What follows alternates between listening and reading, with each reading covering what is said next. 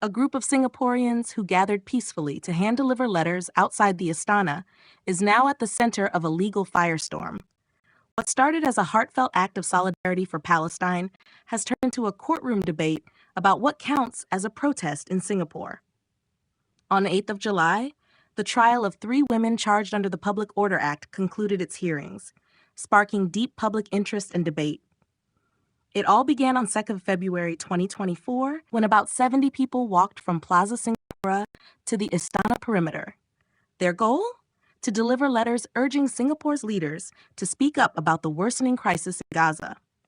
The group believed it was a peaceful gesture, but the authorities saw it differently. Siti Amira, also known as Kamira Asrori, along with Mosammad Sobikun Nahar and Annamalai Kokila Parvati, were charged for allegedly organizing an unauthorized procession because they didn't have a permit. The trial, which lasted 6 days, brought emotional testimony from participants who explained why they felt compelled to join. One of them, Diana, a stay-at-home mom, told the court she couldn't sit by while watching a genocide unfold live. Holding her 10-month-old baby, she believed delivering a letter in person was her right and her responsibility. Another participant, Sophia, a visual artist, shared how months of violence pushed her to act physically. She said it wasn't enough to just care from afar. She had to be there to make sure her voice, in the form of a letter, was delivered directly to the Prime Minister's office. Both women said they found out about the event through social media and assumed it was similar to past letter deliveries that had taken place without police objection. Sophia even brought a watermelon-themed umbrella, thinking it was cute and reminded her of her fruit seller parents. She claimed she didn't know the design had become a global symbol of Palestinian solidarity. Diana, on the other hand, was aware of the meaning and described it as a beautiful gesture. The defense argued that neither woman knew the route was classified as a prohibited area. Sophia even pointed out that there were police nearby during the walk, and they didn't stop anyone. "We're not a threat if the police don't stop us," she said.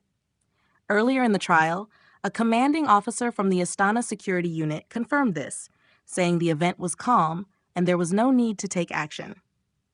One of the main organizers, Sobi, testified that she didn't seek a permit because similar events in the past, including letter deliveries in 2021 and 2023, had not required one.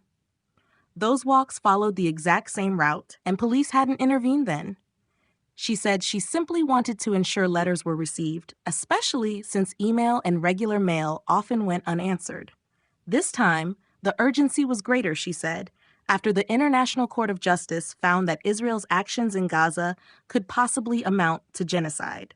When questioned on why she didn't check with the police, Sobi said it never crossed her mind to apply for a permit.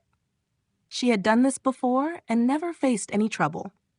She also pointed out that a separate event called Show Up for Palestine had been canceled after police warned it would violate the law.